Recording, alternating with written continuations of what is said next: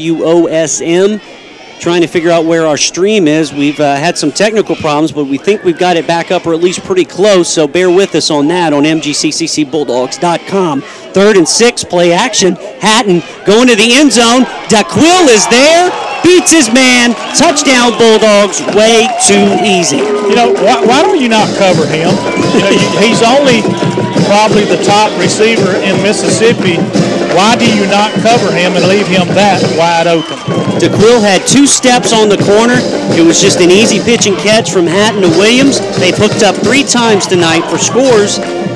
And Stephen Broccoli, who's been busy this evening, is on again for another extra point. And right out of the gate, the Bulldogs get a turnover and get another touchdown. The snap is down, kick is up, partially blocked, but Broccoli got it through. So with 12:56 to go in the 3rd quarter, Gulf Coast extends the lead to 33-0.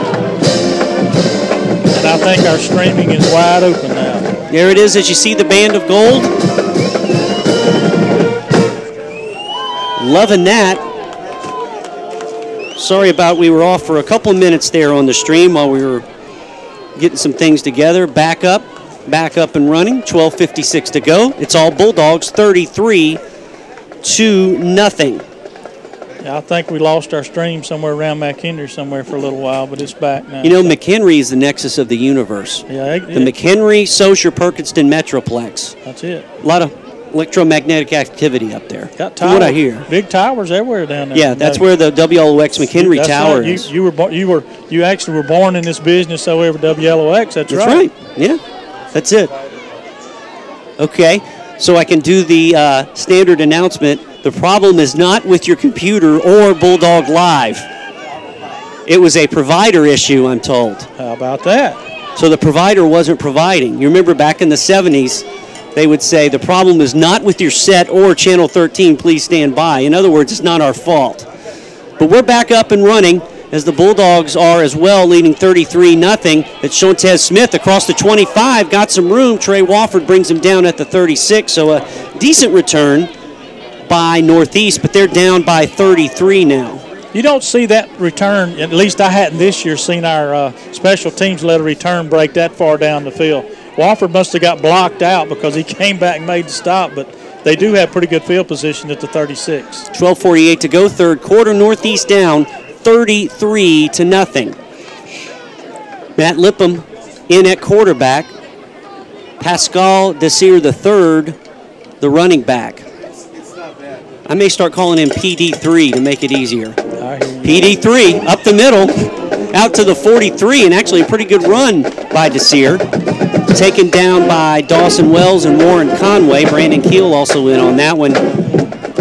Conway got trapped a little bit that time. He did get his hand and trip him up, but he kind of took the inside route, allowed that hole to open up. Our guys, we're a little thin, you know, defensive linemen right now. Desir picked up 7 at 2nd and 3 from the 43 of Northeast. Now Lippum. Bulldogs showing blitz. Here comes Wells off the corner, and that pass is incomplete. Lippum had Wells right in his face. He was looking for his tight end, Stokes, but that pass was incomplete, so it'll bring up 3rd and short. Wells, if he holds that ball another second, Wells is going to lay the leather to him. That was just enough to disrupt the timing and rhythm of that pass, so it's 3rd and 3. Stokes and Jamarius Talley out to the right, 2 wideouts to the left. And Lippum on the draw to Desir. He will go nowhere and like it. Dawson Wells shoots in again. Another big tackle. Sherman Boyd there to clean it up. And once again, Northeast will have to punt. Good read and good speed. That's all you can say right there. Great job. So the Bulldogs force them to punt the football after that great field position they had at the 36. They only gained 6 yards. Have to punt it away. Logan Harrison, the punter for Northeast, has been a busy man tonight. Jonathan Harrison, excuse me. Harrison kicks it away at the 30. Another solid kick. Josh Keys letting it go, and that takes a Northeast bounce, and they down it right at the 1. That ball should come back about the 10 because it was hit by one of the down men by Northeast. It's Stevan Moore's talking to Josh Keys a little bit about that. Well, he's got a fair catch that ball. Yeah, he's got a fair catch it. I was hoping we'd see it on replay, but I thought it bounced off the leg back at about the 10-yard line, but I guess I'm wrong. Robert Lee Johnson Jr. for Northeast was the one that downed it. So Gulf Coast in the shadows of their own goalpost. 1st and 10 from the 2. They lead at 33-0. So ball security, I'm sure, is going to be very important here. Hatton in at quarterback. Fakes it to Thornton. Now in trouble, rolling out inside the end zone. He's got Hooks after him. Now he throws it, and the pass is caught, I believe, by Thornton out at the 15. He got hammered that time by Nick Johnson. But Thornton made the catch, and I believe that's going to be a first down. I think both those guys got their bell rung that time. It was one of those nasty collisions. Thornton's up, though. He's looking good. He got popped, and for all of y'all that's watching, and you got your young ones watching, it's going to be quarterbacks, don't throw the ball across your body like he just did. Yeah, technically that's a no-no, but it is a first down. 1st and 10 from the 15 for Gulf Coast in front comfortably, 33-0. Hatton now in trouble, escapes, runs right, and just runs it out of bounds. He had nowhere to throw it, nowhere to run it, so he'll try to live to play another day. Hooks on the pressure. Yeah, it did look like he might have caught a little bit of that face mask. That was Rajon Prather, the man putting the pressure on Hatton, so it'll be 2nd and 10. Bill, at the halftime, we got word from down on the bench that Hatton is possibly playing with a broken nose. Wow. So he's pulling a Y.A. Tittle, right? You remember Shep said that they were trying to stop the bleeding. Well, it happened down on the east end zone when we thought we went in and scored, but they think he possibly may have a broken nose. Wow. Now they give up the middle. That's Thornton. Thornton out to the 20, and forward progress gets him maybe another half yard. It'll be 3rd down coming up. So what we need is Burt Reynolds from the longest yard to set his nose back. That's right. Remember, he did that in that movie with Richard Keel, the character he played. That's right. 3rd and 5 from the 20. Well, we just got flagged, and it's going to be for illegal substitution because we broke huddle or we went to the line to set the run of play, and we didn't have our man off the field yet. So this is going to cost us 5. Only the 3rd penalty tonight by the Bulldogs. You know, I saw the remake of The Longest Yard, the thing with Adam Sandler. It was okay, but I always enjoyed the original one. That one just made more sense to me. But, you know, the other one was entertaining. Burt Reynolds made the movie, I think, you know, the way the party played in there. So 3rd and 10 after the penalty from the 15. 2 wideouts to the left, 2 to the right. JoJo Snell in the backfield. Hatton, play action. He's got time. Over the middle, pass is overthrown and nearly intercepted. He was looking for DeAdrian Terry. Brian Walker had his hands on it but couldn't corral it, and the Bulldogs are forced to punt. Tried to hit that deep zone, and he just overthrew him. Had a little cushion there, about 5 yards. Overshot, almost got it picked off. Well, Coach Campbell talking to Hatton over there, trying to figure out what happened on that particular play. So Zach Pinkerton comes in to punt, standing just inside his own 1. Well, the Bulldogs late to get a man out on the special teams. I think that was Wells. Shontez Smith back to receive this one. Pinkerton gets it away.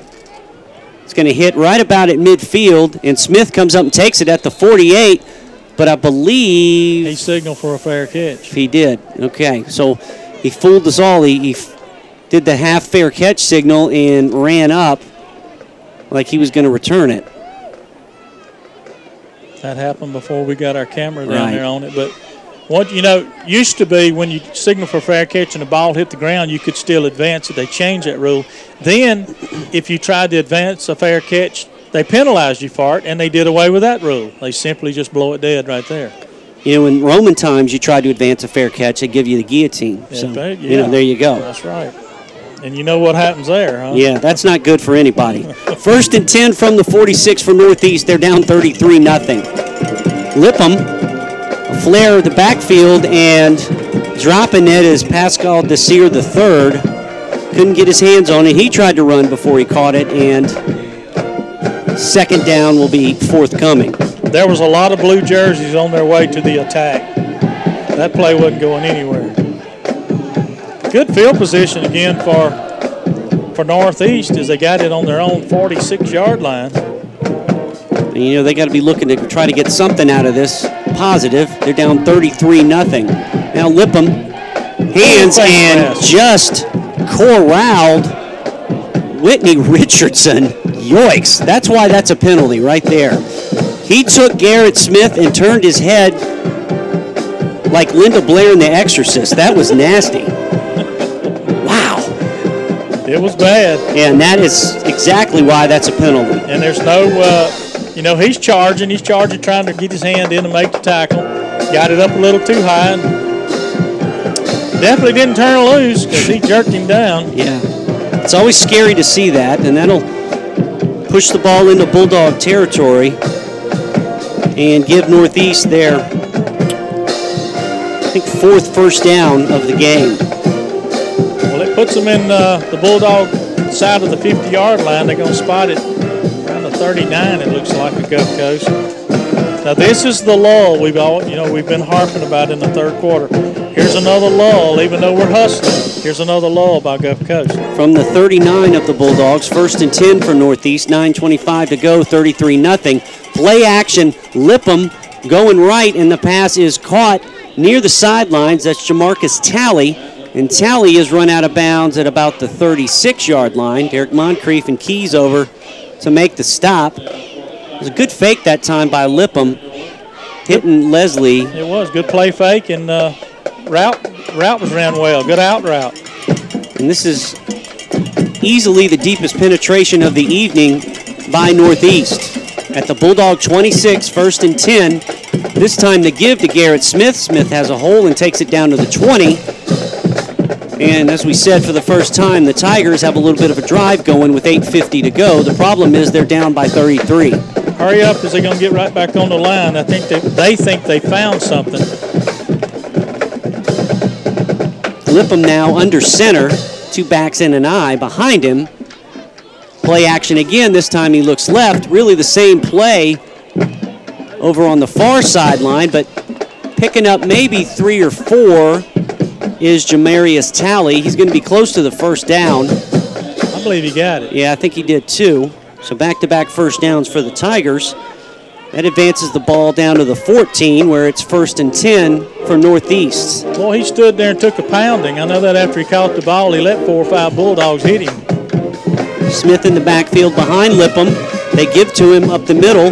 Breaks through again, down near the goal line and pulled down at about the 2-yard line. Gavelis Luckett in on the tackle, and now some jawing going on after the play, but a nice run by Smith. And that's another first down. It'll be 1st and goal Northeast. And there's the lull you were talking about, Jimmy. Yeah, this concerns you, even though we're way over it. Well, we're not. We got a lot of time left here in the third quarter. 1st and goal.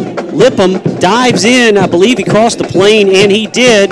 And that is a Northeast touchdown. So Lipham on the quarterback sneak from 2 yards out puts Northeast on the board for the first time this evening. Now, when you coach, and as good as Steve Campbell is, and Steve Davis, and Stefan, and all those guys, and your defense, even though we gave them the ball in pretty good position, and you get them over here, what do you talk to them about when you get them over here and get them on the sideline? I mean, think about it. This has happened time and time again. Well, it's just like he talked about at halftime as the extra point is up and good, making the score 33-7 here in the third quarter with 7:54 to go. It's just like Coach Campbell talked about at halftime. He wants these guys to finish and not just take the second half off and that kind of thing. You know, when you got a team like, and we know how good Colin is. Colin is a good ball club, and they've always been tough on defense. You know, a lot of linebackers have come out of Colin and played various Division I schools, some going into the NFL. They're going to be a contest for Gulf Coast. I can tell you right now, you can't take a quarter off. Yeah, and Pearl River coming in. If Dylan Favre gets hot, who knows what will happen. That one next week right here on 103.1 FM, WOSM, and, of course, on Bulldog Live. Kickoff will be 7 o'clock from here at A.L. May Memorial Stadium. And if that game is anything like last year, hold on to your socks. Remember, they we don't want to see these hit that thing on the last play, and the receiver came up 2 yards short. That was a wild one.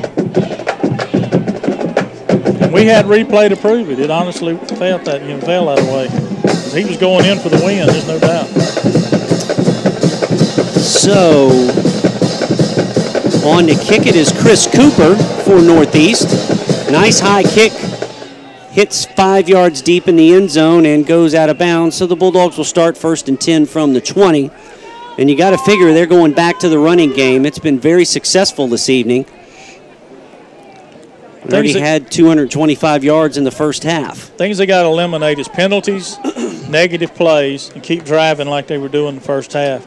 Negative plays and putting us into a 1st and 15 or a holding penalty, that's something that we're not geared up for. Gulf Coast is not geared up for that. 7:54 to go third quarter. Northeast on the board, but they're still down 33-7. Bulldogs 1st and 10 from the 25. That is JoJo Snell to the 30. JoJo with room, makes a cutback across midfield. Looks like he got dragged down by horse collar, but he stayed on his feet and now down to the 50. All kinds of stuff going on at the end of that play. I don't see how the line judge did. Coach Campbell is signaling face mask. I don't see how the line judge right there didn't see it. Here it comes right as he makes his cut. Let's see, here it comes. Right there. Right there. He's got a horse collar. He's got him inside the pad. It wasn't a face mask. It looked like a horse collar. Whatever the case, it was a 25-yard gain by Snell and another Bulldog first down. That puts him over 100 yards. Easily. As I said earlier. 1st and 10. Ball right at midfield. Give to Snell again. He cuts it back. More running room across the 45. Hurdles a man down to the 36-yard line. And that'll move the chains again. So we've gone from, the 25 all the way to the 34 of Northeast, the 36, and another first down. You can tell he hurdled in college, in high school, because he jumped one and picked up another 4 or 5 yards. From the 36, 7:06 to go, third quarter. Bulldogs up big, 33-7. Same play, this time Anton Thornton breaking a tackle and run out of bounds after a gain of 2. Good pursuit that time from Justin Coleman of Northeast. That may have stopped Thornton from turning the corner, so it'll be 2nd and about 7 for Gulf Coast. The running game in full gear. Ball spotted on the 33. Thornton remains in at running back. 2 wideouts to the left. That'll be DeQuill Williams and DeAdrian Terry. Tyrone Williams and Justin Brister out right. Hatton takes the snap. He looks right. Finds Tyrone Williams at the 25. He dives back for the catch. And another Bulldog first down. I believe that's Tyrone's first catch this evening. The play adjustment that time. Blitz coming. They read it. They changed. They killed that play. Went into a secondary play. An out route. Good crisp pass by Hatton. Good reception. First down. From the 25, 1st and 10, Gulf Coast. They lead 33-7 here against Northeast. Gulf Coast going for win number 4. Now they give to Thornton. Thornton's got room to the 20, inside the 10, down to the 9, and another Bulldog first down. The Bulldog offense is in full gear. The Bulldog offense is definitely rolling right now. As you see a fresh back going in. Thornton coming out of the ball game, well over 100 yards himself right now. Coach Campbell's going to enjoy reading these stats at the end of the game. 1st and goal from the 9. Bulldogs going from right to left. They give this time to Eli Hughes. Eli breaks 2 tackles. Eli to the 5, and Eli is in. Touchdown Bulldogs. The first touchdown of the year for Mr. Eli Hughes. Good way to start it. Took it off the right side behind some blocks. Got into the secondary. Broke a few tackles. It's been poor tackling tonight by East Mississippi, but it's been good blocking and even some downfield blocking, second line blocking as these linemen have went off one and hit a second one. We've seen that happen all night long. It's a blue and gold kind of night. Another touchdown by a Bulldog running back. This time it's Eli Hughes from 9 yards out. And Stephen Broccoli in for another extra point attempt from the hold of Zach Pinkerton. Stephen boots it through.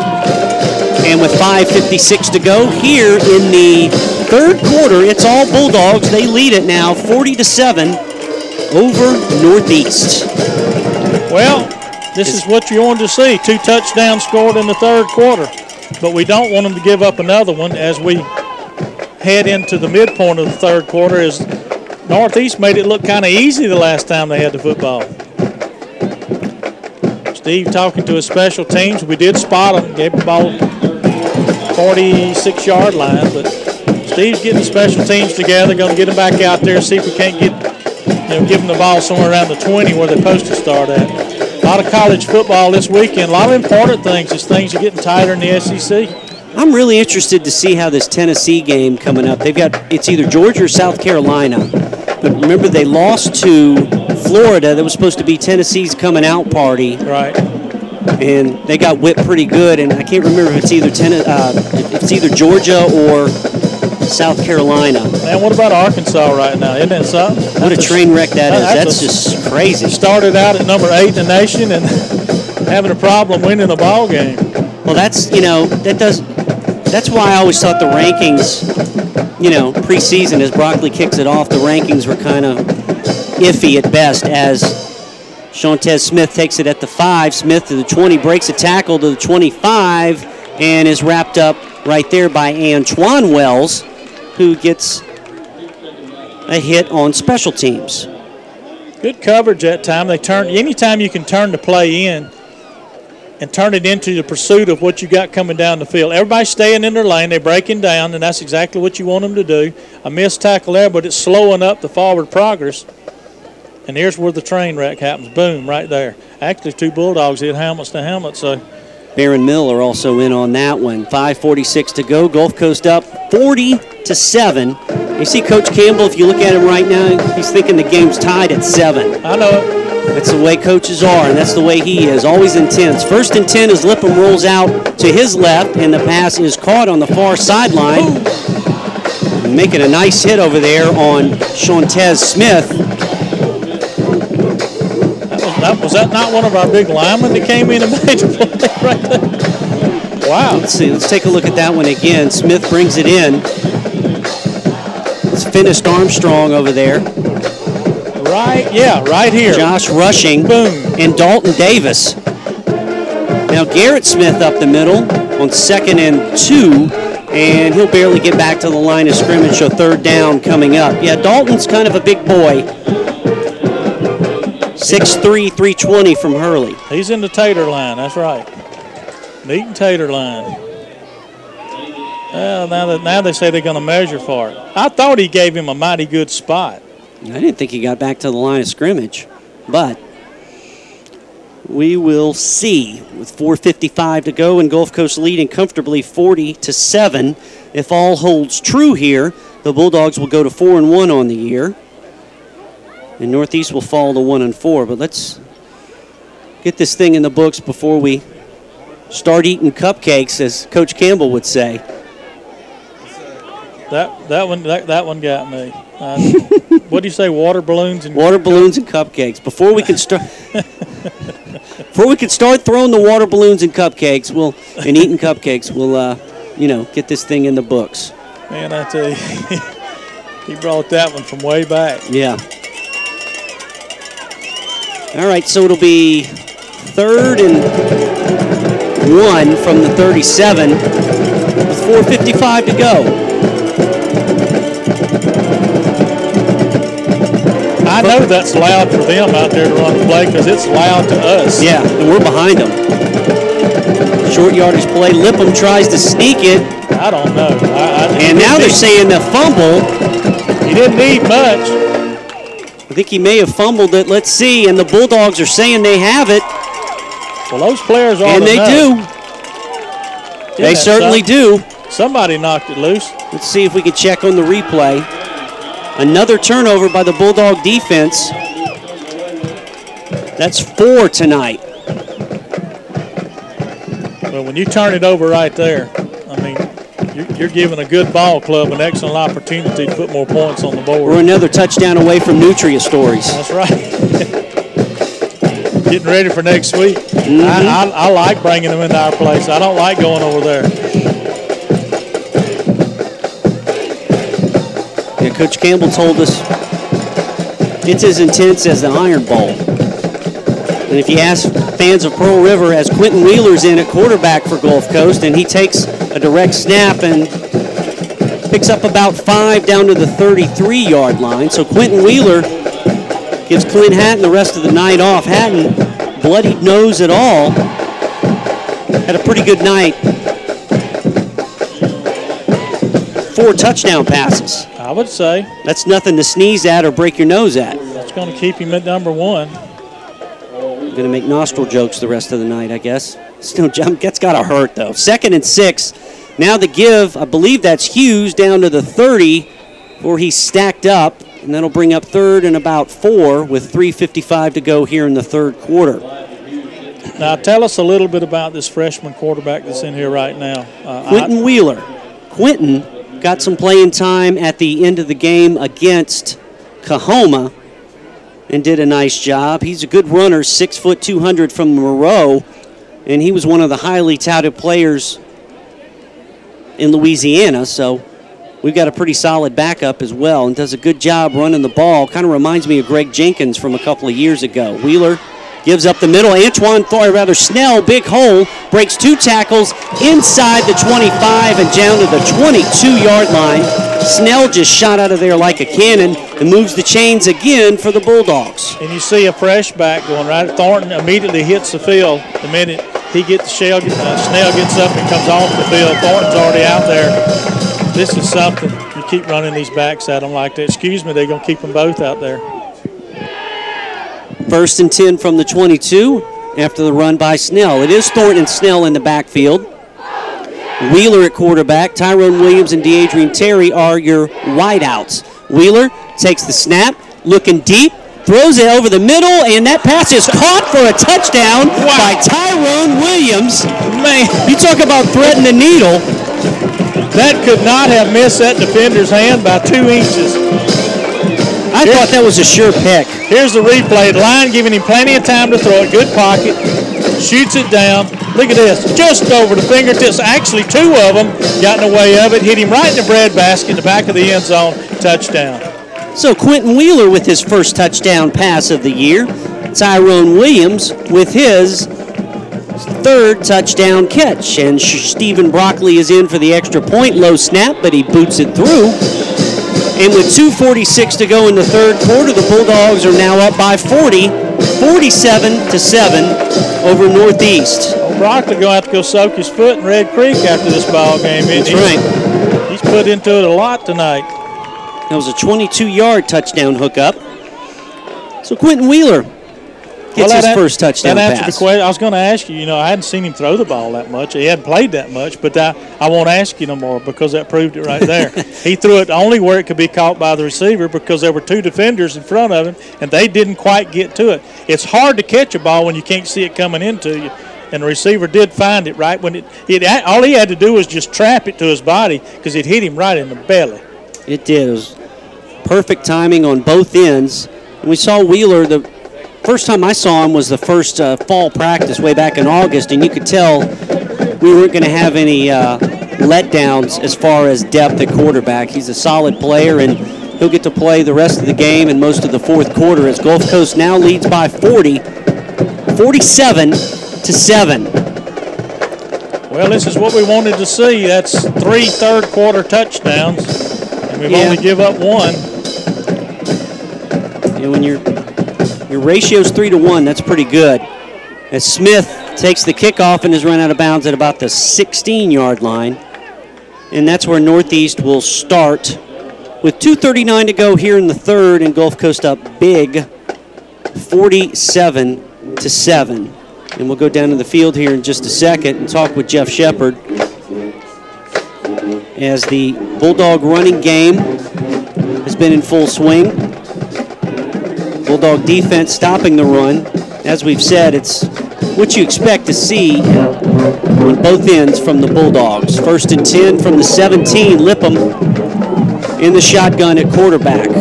Gives to Garrett Smith, and Smith nowhere to go. Baron Miller in and loving it on that hit. He felt that one, didn't he? Well, he's usually on special teams here. He got some love on defense. Shep, is it time to throw water balloons and eat cupcakes yet?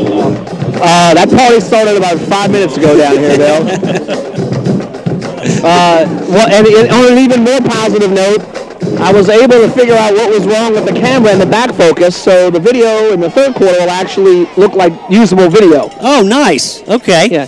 So first half, Bill Snyder video. Second half, Jeff Shepard video. Yeah. Oh, that's nice. Pass completed at the 26 by Raymond Gee Jr., and that's going to be pretty close to a Northeast first down in the waning moments of the third quarter. Well, Shep, we talked about how last week Bulldogs couldn't stop the run and couldn't run the ball. Completely opposite this week. And since this staff has been here, I do not remember, maybe the first year back in 04, but I do not remember the Bulldogs losing back-to-back regular season games. And obviously that's not going to happen tonight. And that shows you how the coaching staff really knows how to get these guys fired up and refocused. Yeah, I don't believe it's happened, since I've been on the coast since, it was 2006. So, I know you guys keep the stats sometimes, during the game. I'd be interested to see, just how many yards these guys have run for tonight. Are they already over the 200-yard mark? Actually, they were over 200 at halftime. So, this is going to be one of those, stat patterns. And one of the things that I think is important to note, too, is there haven't been any 75-yard runs. No. I mean, Thornton and Hughes and JoJo Snell are just gobbling up yardage. 8, 9, 10-yard runs, it seems like every time they touch the ball. That's exactly right. 3rd and 3 for Northeast from the 35. Waning moments of the third quarter. Lipham's pass is caught on the sideline. Did he have control of it? Yes, he did. That's Shontez Smith, and that's another Northeast first down with 32 seconds to go, and the Bulldogs leading big, 47-7. Yeah, there's been, maybe a 25-yard run, a couple of 20, 15s, but none of those 75, 80-yarders, but those add up pretty well, too. Yeah, and I think that's really important to know. I mean, the offensive line has done a great job. There is no reason whatsoever for the Bulldog quarterbacks to throw another pass. And even when they've done that, they've been successful. I mean, the wide receivers have played a great game tonight, not really dropping any passes. Daquil Williams makes a one-handed catch. He's got 3 touchdown catches. DeAdrian Terry with a great run after his catch.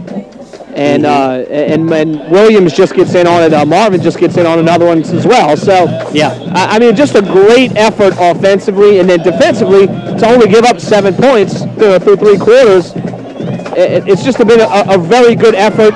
And that'll be intercepted. How about that? What a play. C.J. Felix, the sophomore, and Coach Campbell's loving that. C.J.'s one of those guys that just comes to work every day, doesn't get in that much playing time, just loves to play football. And C.J. got him one, a nice catch falling down, and that's the 5th turnover of the night created by the Bulldog defense.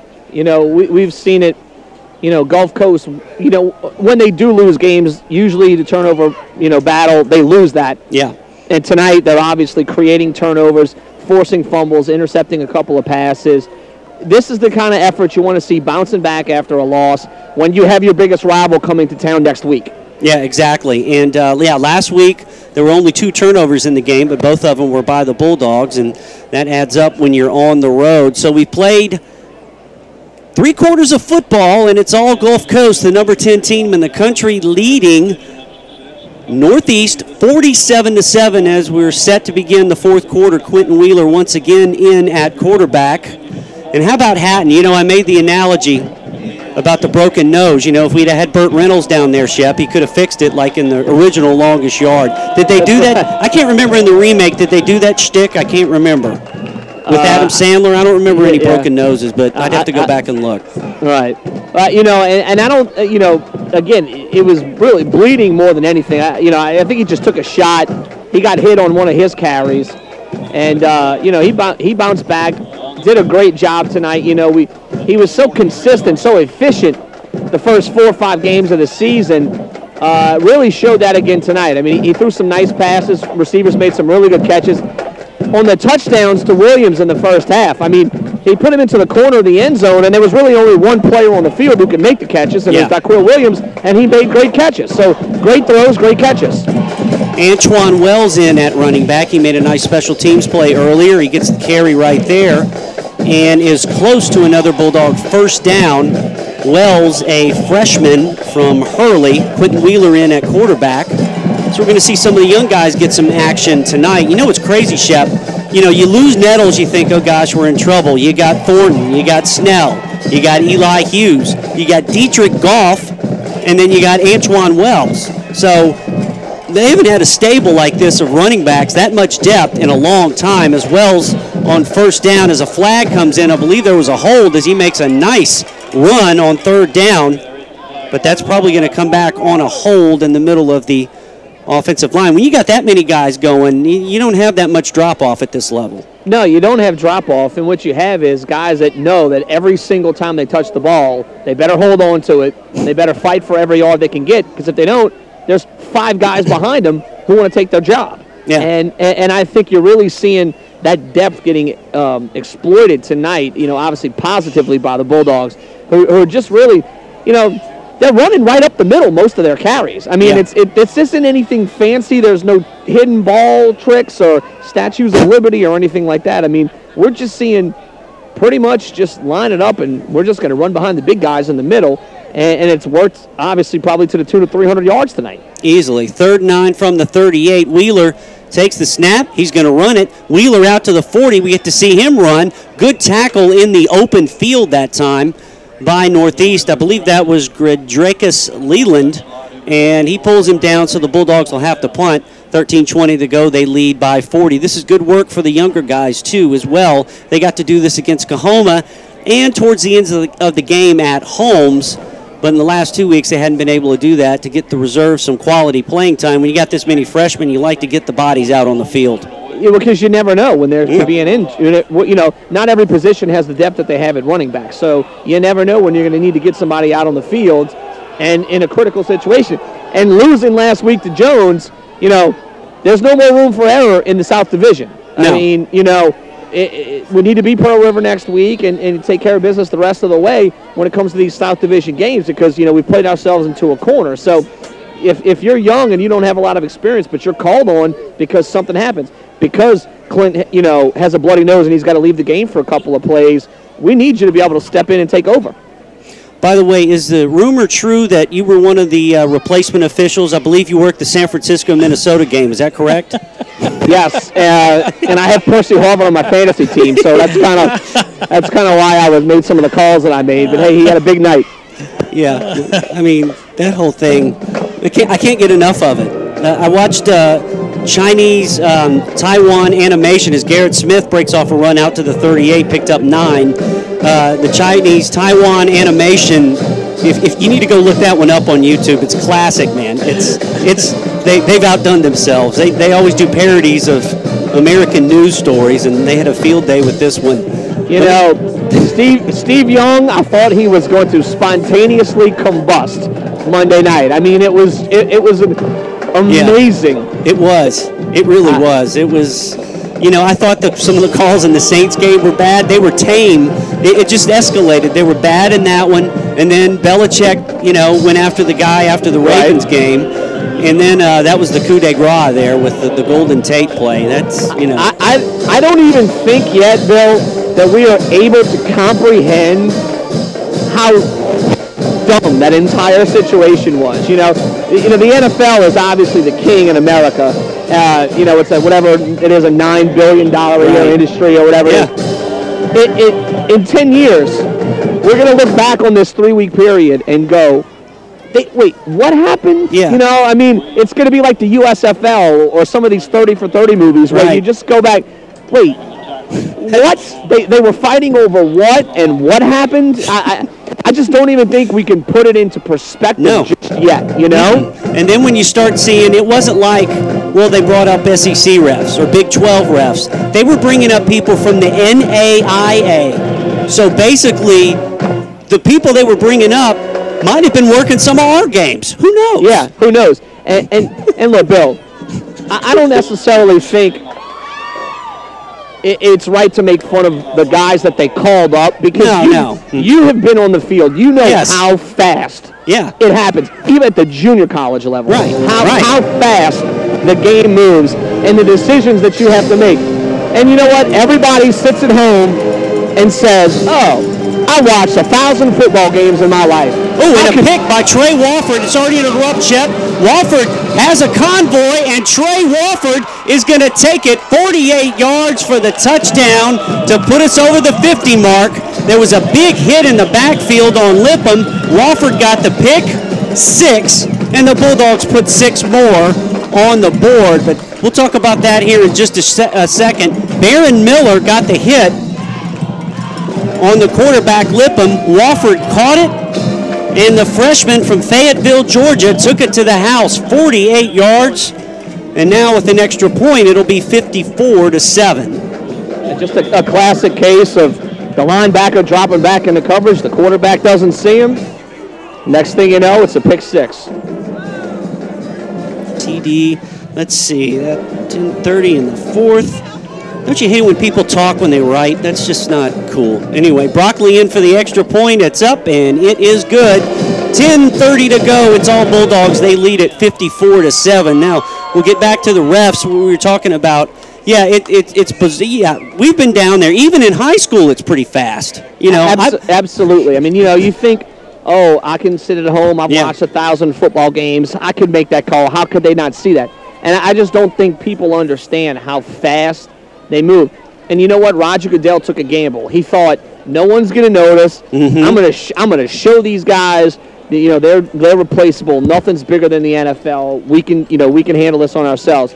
And for 3 weeks, it got progressively worse to what we had happen. You know, I mean, we could be looking at Green Bay going from hosting a playoff game to having to go on the road in the first round now. Yeah, who knows what will happen.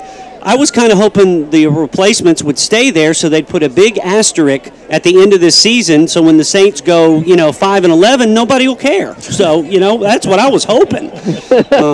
Because the way this thing has gone, who knows? And then they got to go on the road after that game and play what's going to be a quite perturbed Green Bay team up in Lambeau. I don't see what the big deal is. I mean, the Saints have had tremendous success at Lambeau Field in the past. Exactly. It's like a second home for them. Yeah, it's like Brick Tamblin's celebrity golf tournament. He's not having it because too many people died this year. You know. Shep will be working all weekend, folks. Try the veal. 54-7, the Bulldogs lead. We have officially gone into Nutria mode. We may have to go get Bennett off the camera stand and get him to tell some Nutria story. He said he made like $350 last week. So. Shooting the Nutria in the canal? Mm-hmm. Yeah. There's a big pile of them in Hancock County. How hard could it be? Right. That's what I'm saying. Yeah. Quite pungent as well. 10:20 to go here. 54-7. Well, we got Pearl River coming in next week. And it's one of those, it's dangerous because it's your arch rival, but you never know what's going to happen when Dylan Favre takes the field. Where have we heard this before? He throws a lot of picks, but he throws a lot of touchdowns. Right now, over there in Summit, Southwest is leading by 14-13, but Tim Hatton's going to have them ready to go against Gulf Coast. That game's always close. Throw the records out, all that stuff. Oh, yeah, all the cliches fit there. Yeah. Was it last year, Bill? I'm trying to have a memory here, or I'm having memory loss, I guess. But was it last year or 2 years ago when the play came down to the last play at the 1 yard line? When I guess it was 2 years ago when the receiver got behind Alonzo Lawrence. Yeah, that was last year. Was that last year? He got down to the 2. Yeah, the year before, the Bulldogs were number 1 over in Poplarville, and they beat us in overtime. Yes. And that was another nail biter too. And then the year, but you go back. There's never been one of these games, at least since I've been here, that was more than 10 points. So it's just going to wait the way it's going to be. You just got to gut it out. And then after that, they go play Colin and Southwest on the road before the last game here against East Central. So it's Coach Campbell says. At this point in the season, and he said the last few years, because we've usually had one loss right around this point, all the goals the Bulldogs have are still out there. Yeah, absolutely. I mean, I agree. I mean, it all, the goal at the end of the year is to try to play for a national championship. It's available. The first goal is to win the South Division, and you can't accomplish anything else if you don't win the South Division. That's it. And And that's the first goal, and that's still attainable. You win the South Division, you win the state championship, then you win the bowl game, and hopefully it's for the national championship. If not, you've still had a great year. Well, what's been crazy, and we've had fun talking about, by the way, Lipham's pass on third down, incomplete, 9 minutes to go. Gulf Coast up 54-7. Looks like Eli Hughes is going to go back to return this punt. But the new rankings, you know, junior college now has the FCR, the football computer ranking. So we went to number 1 and then now to number 10 as Hughes takes it and gets hammered right at the 20. And it's funny because East Mississippi started preseason number 1. Then when the computer started, it goes into strength and schedule. They dropped to number 4. Last week they won 56-0 over Delta, and they fell a point. So yeah, this thing has been interesting. I've been wondering a lot of that because I've been following some of that on Twitter. You know, Derek Cody up at East Mississippi Community College, you know, does, you know, just like you, the SID right. and handles all that stuff. And he sent out something. He says, you know, defending national champs, averaging 40 points a game, you know, and we fall from 1 to 4, you know. Just It was really strange, you know, and then we went from 4 to 1, which was at that point probably the worst thing that could happen. 1st and 10, by the way, from the 24. Wheeler's still in. He gives to Antoine Wells. Wells gets the corner, kicks it outside, and is run out of bounds at about the 36-yard line. And yeah, we may be approaching the 400-yard mark rushing. It's been that good tonight. Yeah, I mean, it's been phenomenal.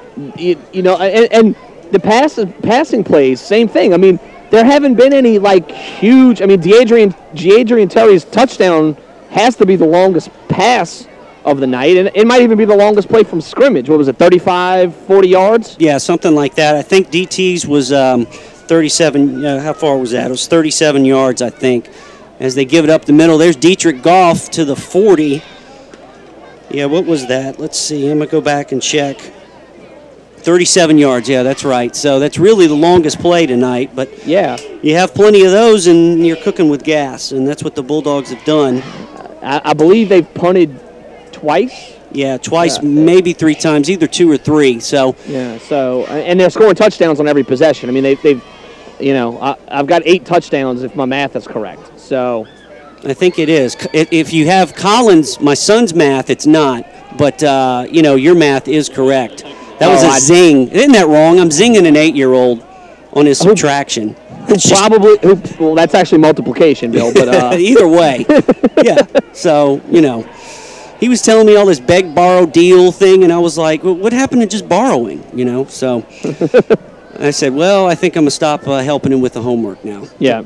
3rd and 2, 7:18 to go as the Bulldogs putting it on Northeast 54-7, and another free play as they throw it out here to Donovan Smith. Smith takes it across midfield, and that's going to be another free play, another offside penalty by Northeast. Well, the Packers' flight home from Seattle was long. Wow. This bus ride from here to Boonville, not for the faint of heart. Let me tell you something.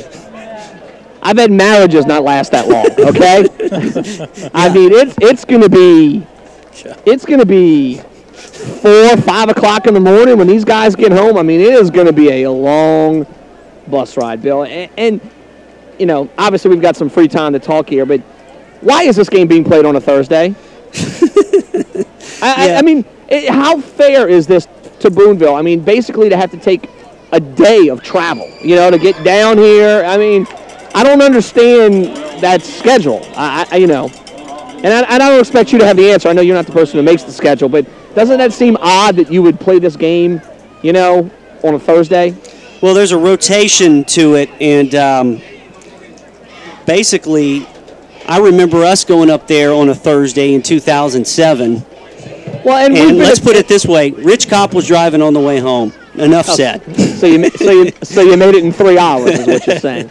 But you know, I mean, that's like us, you know, having to go to the Delta the last couple of years on a Thursday night. It's just. Hey, how about this run by Dietrich Goff? Goff down to the 15, down inside the 10, and you know, if he gets going, you better look out. 6'3", 235, Dietrich Goff in a running back. I mean, he is just huge. He is a very big kid out there. Yeah. They're now down to the 8, 1st and goal. And but yeah, I've always wondered about those too. You think for these long road trips they might try to factor that in, but they got to come down here. We've had to go up there. I don't know. I guess it all evens out. Yeah, I mean, I guess it all is a wash, but still stinks. I've had the ability. Yeah, I've had the ability.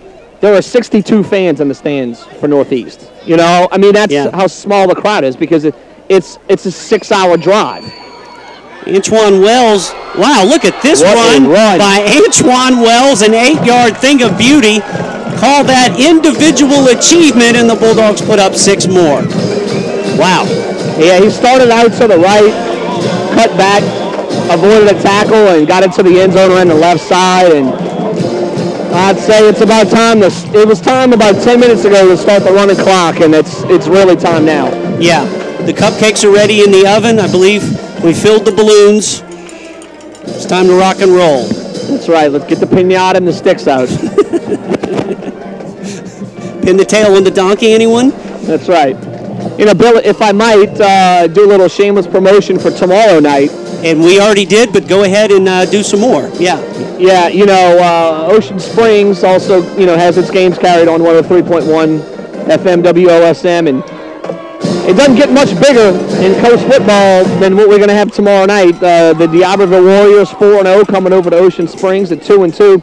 Both teams 1-0 in Region 4-6A, and you can't pin all of your hopes and dreams on a game in week 5 or whatever it is, but the winner of that game really jumps into the driver's seat for hosting and winning the district championship, especially if D'Iberville wins, because they beat Biloxi last weekend in overtime.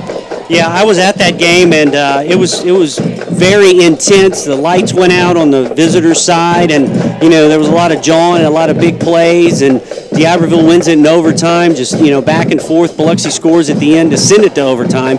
And then Ocean Springs is now coming around, and D'Iberville, just watch this Reddix kid, this running back. I believe Mississippi State and Ole Miss. Derek Nix came over before the Ole Miss Tulane game to scout him last week. So he's going to be fun to watch, and then you got the Greyhounds coming around. So, that's going to be a fun one. Yeah, the Ocean Springs offensive attack, led by quarterback Wes Wyndham. He's a starter who's been there for a couple of years.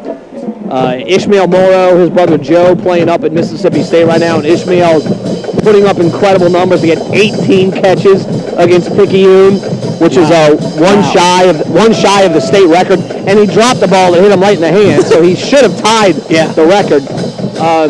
I think it's going to be a close football game. I really do. That Ocean Springs, the D'Iberville game, now that Ocean Springs has been good for the last 6 or 7 years. That game is really taking on some meaning, and again, the winner goes to 2-0 in the district, and if it's D'Iberville, they've only got Gulfport on the schedule the rest of the season because the rest of the division is really struggling. St. Martin, Hancock, George County, Harrison Central are not having good seasons. So if D'Iberville gets out of the way, their first 2 district games wins against Biloxi and Ocean Springs, they're getting ready to host in the first round of the playoffs.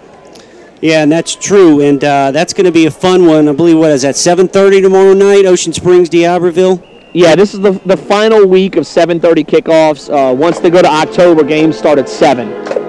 Very good, and that'll be on tomorrow night right here on 103.1 FM, WOSM. Shep will have the call, and we're going to let Jimmy finish his siesta here and come back, because Shep and I have just been shooting the breeze for the last 9 minutes. If you're listening in or watching, it's all Bulldogs. They lead at 61-7, 5 minutes left in the game over Northeast. All right, Shep, we'll give you a break, and we'll be back in about 5 minutes. All right, guys. Okay, that was Jeff Shepard on the sideline.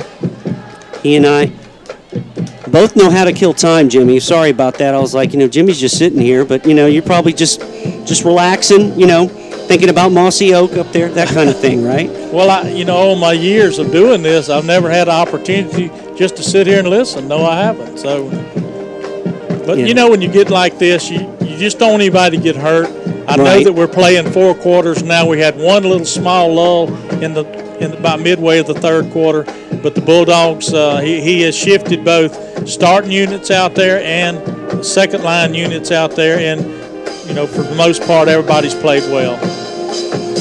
They have 61-7. Gulf Coast leading. They'll go to 4-1 on the year. Meanwhile, Northeast will drop to 1-4. And Coach Campbell and his staff will enjoy this for a little while and then get ready for arch rival Pearl River to come to town.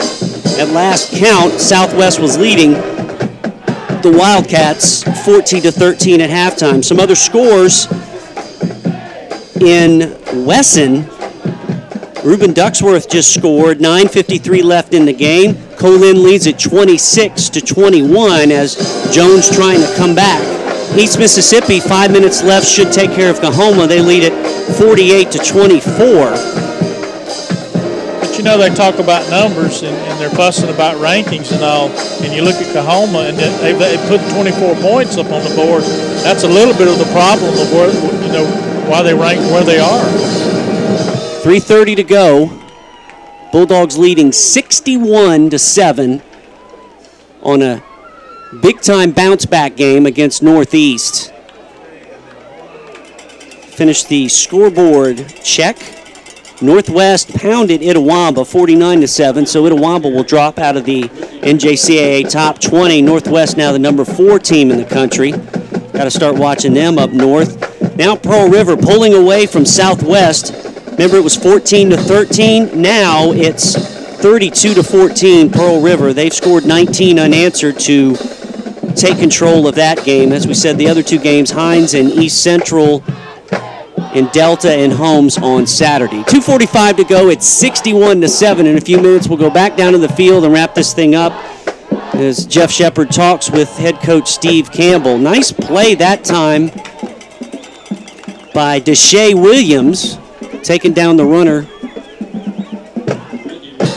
Boy, Garrett Smith, nice job. He did. He broke pursuit, got in the backfield, and hit the play before it ever really got going. Well, that's an important game, that Colin-Jones game right now. It is. Watch that thing right to the end. Yeah. Bulldogs going to travel over to Wesson in October. I think that's a late Saturday afternoon game. Yeah, I think it's 5 o'clock. Like 5 o'clock. Yeah, they always do that over there. One of their board members graduated high school with me. Big insurance salesman up there in McGee. Woo! On the draw play. Hello. Whitney Richardson slams the exclamation point on this one. Big shot up the middle. You kind of wonder, I know you look at the scoreboard and see what it is, but you kind of wonder, did we catch Jones after, something fantastic happening on that campus, or was this team just playing above their head like I think Jones did last week? Well, I think they were very solid, Jones was. They were, they didn't turn the ball over. They were able to run the ball, and they were able to stop the run, and that was huge. That Ducksworth kid's a ball player. He is. He's good. Very good. He made a kind of a flare out of the backfield and scored their first touchdown. He broke about 2 or 3 tackles, and we didn't tackle well in that game. As Eli Hughes takes the punt, and Hughes, trying to run it back, takes it down to the 34. Goodness gracious sake. He picked that thing up on a roll.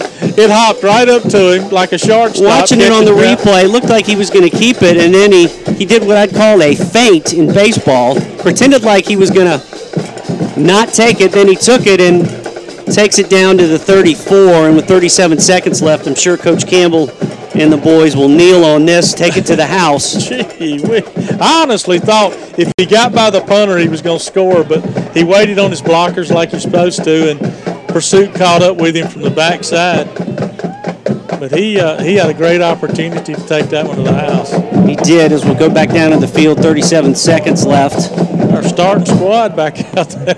Hey, Bill, I was just looking on the old Twitter machine there, and Colin was leading Jones most of the night, and Jones now in front with about 4 minutes to go. They're up 29-26, I believe. Yeah, we had just given the score at 26-21, so on JUCO Weekly it's a little bit behind. But, yeah, they were a second-half team, and they were last week, so we'll watch that one, see how that pans out. But Here, it's all Bulldogs as the clock continues to wind down. Gulf Coast takes it 61-7 over the Northeast Tigers, and we'll go back down to the field and turn it over to Jeff Shepard.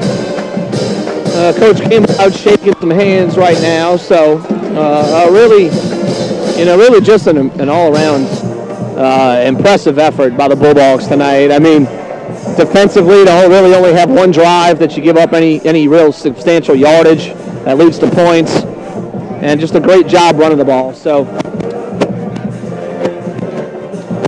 going to try to run down Coach. And don't forget, Shep will be given the call tomorrow night as Ocean Springs takes on D'Iberville in high school football on 103.1 FM WOSM. Kickoff at 7:30. For those of you listening on 103.1 FM WOSM, and Shep has Coach Campbell. All right, thanks, Bill. Coach, I think you guys are somewhere up around 400 yards rushing. You forced 5 turnovers. It's virtually impossible to lose a football game with numbers like that, right? It is. Last week we had 2 turnovers, and I don't think they had any. And good game, man. And we couldn't run the football. And we went back to, we simplified and said we got to run the football and create some turnovers and not turn it over ourselves. And it's a simple formula. It's a simple formula, but we often take football in a hard game. It's hard to play. But we got back to what we do. And I was really proud of our guys. Our guys played great tonight. Played both sides of the, we were shut out on defense for a long time and gave up 7 points to a good football team, to a team that beat the team that beat us last week. So very pleased with the effort on both sides. Now, you got to love the bounce back, right? I mean, we said it at the half, you got to get hit in the mouth. You got to have some adversity. Handled it greatly tonight, didn't they? That's right. I believe the quote was, right. It's not cupcakes and water balloons. It ain't all cupcakes and water balloons and marshmallows. And that ain't life. This is life. Life is what happened to you last week, and then how do you respond to it? And really proud of the guys for responding in a very positive manner. They're a great group of guys. They came out and fought hard. And, you talk to them about you want to win every football game, but it ain't about winning and losing. It's about getting back up when you get knocked back down. And I'm so proud of these guys for fighting and for being resilient and coming back. And it's great to win. That the reason they keep scores because you want to see who wins and loses. But the main thing is get back up and get back at it and stay focused on the process. And that's what we got to do. Next week the process continues. Pearl River. Yeah. Pearl River comes in town. Yeah. Pearl River always a big game. It's the biggest game of the year. Because it's the next game. They got to, they're very dangerous. They got all those great players. Tim does a great job of coaching, so it's a tremendous challenge for us. You throw the record books and all that out the window. Absolutely. All right, Coach, thank you very much. Thanks, Lace. You hear Bill. He already knows. He's got that look in his eyes where he says, you know what, tonight, we know we beat a team we should have beat. We beat them badly. We did everything we needed to do. Great job executing all night by Gulf Coast.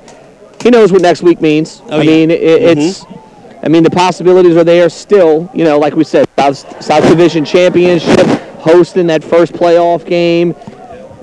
So that's all still there. Just a great effort. There's really not a lot. I know coaches always find something to critique, and they'll find it in this tape. But he's going to be pleased. These guys are going to be pleased with the effort that they saw tonight. If they can duplicate anything like it next week, you'll see a similar result. All right, thanks a lot, Shep. We'll tune in tomorrow night to check out the OS D'Iberville game. And thanks a lot from down on the sidelines. Okay, guys. All right, Shep on the sidelines. Jimmy, kind of echoing what Shep said, winning at 61-7, coming out and simple, the KISS principle, keep it simple, stupid, right? Well, I give the MVP to the offensive line and the defensive line. I think we won it in the trenches on both sides of the ball, and the score is evident from that. We executed a lot better. We did some things this week that we couldn't do last week, and I feel like against a Jones team in a different day, and we execute the way we do, you'll see the similar thing happen. But, hey, they're not a bad ball club. No. This was not a bad ball club because they beat the team that beat us. And That's exactly right. We feel like that we are indeed one of the finest teams there is in the nation. And I'll continue to voice my opinion on that just because you had one downfall. This season is a long way from being over. Yeah. We're just getting started, actually. There's some good teams in the South. There's some good teams in the North. I mean, you got Northwest, you got East Mississippi. Those two guys have got to battle it out. You know, we got to go play Colin. We got a big one coming in here next week. Yeah. You can't overlook Pearl River. No. You can't do it. No, they're going to be they've got new life. They were leading big at Southwest, so they know they're still in it. Tim Hatton will get them ready to play. This is always a war, and if you're a junior college football fan, especially if you're a Bulldog fan, as we're taking a look again at that Antoine Wells run, you know, in the grand scheme of things, meaningless, but big for him and just fun to watch. Terrific job, and you know, that'll show you the potential of this Bulldog running game as Gulf Coast wins big, 61-7 over Northeast. As we said, Gulf Coast finishes the game. They win big, and now they're 4-1 on the year. Northeast drops to 1-4, and next week, Pearl River comes to town in the annual showdown. We'll start it at about 6:45 right here on Bulldog Live and also on 103.1 FM WOSM. For Jeff Shepard on the field, Jimmy Davis in the booth, Mike Sewell, our director, Harry, whose yellow shirt keeps getting in my profile shot. Just kidding, Harry. Harry Scoville, our tech guy, one of the best in the business. Our cameraman, Rich Kopp, Colin, and the Nutria Hunter, Bennett. For all the gang on Bulldog Live, we thank you so much for watching and listening tonight. You guys have a great night and a great weekend. We will see you next week. Alrighty.